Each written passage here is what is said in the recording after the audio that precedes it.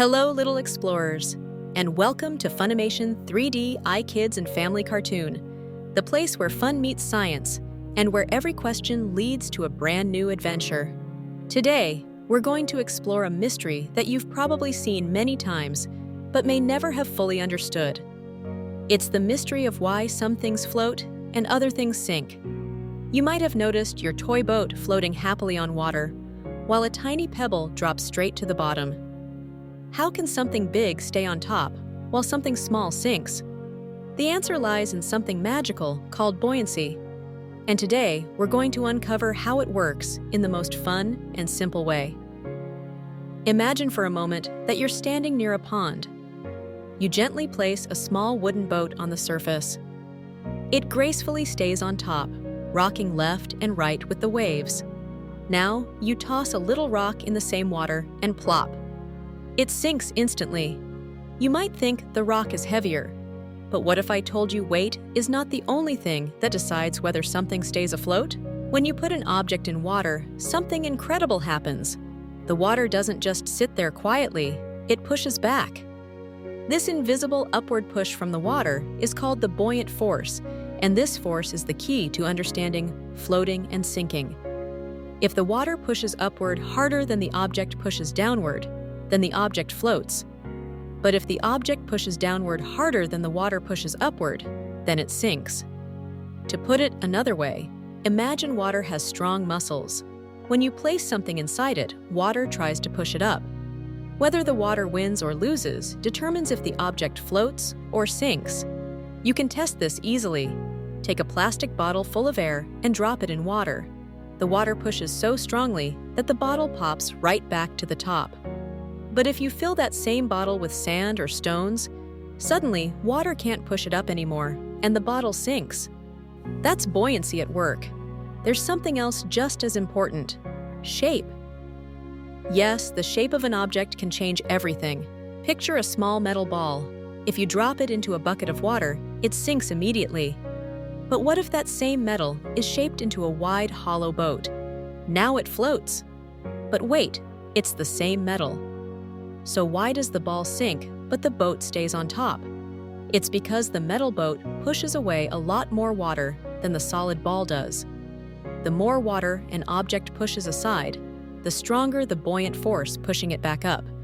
A boat's wide shape allows it to displace more water, and that extra displaced water gives it the strong upward force it needs to stay afloat.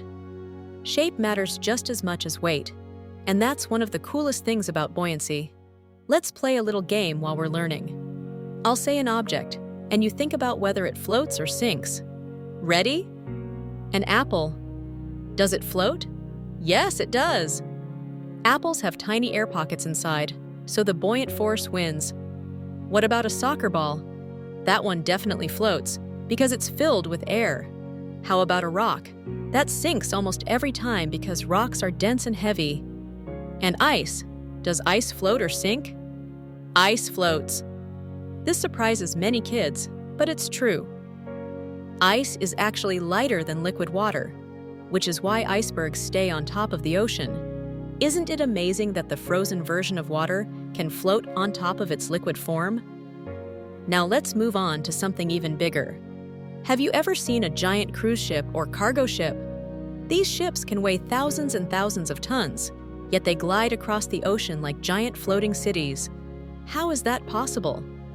Engineers design ships in very clever ways.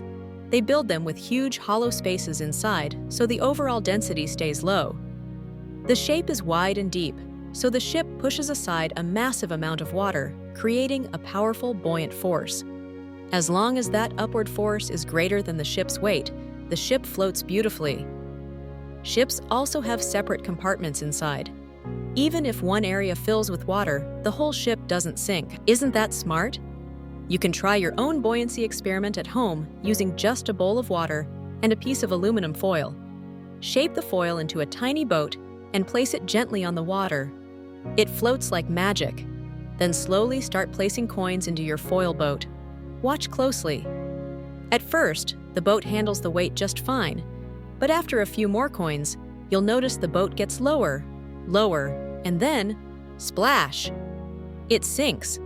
That's because the weight eventually becomes stronger than the buoyant force, and when that happens, the water can't hold it up anymore. This simple experiment lets you see buoyancy right before your eyes. Buoyancy also plays a big part in the animal world. Fish have something called a swim bladder, a little air-filled balloon inside their bodies, which they can inflate or deflate to float up or sink down. Ducks float easily because they have air trapped under their feathers. And guess what? Humans can float too. If you relax your body in water and take a deep breath, your lungs fill with air and the buoyant force helps keep you at the surface. That's why swimming feels so magical. It's buoyancy working for you.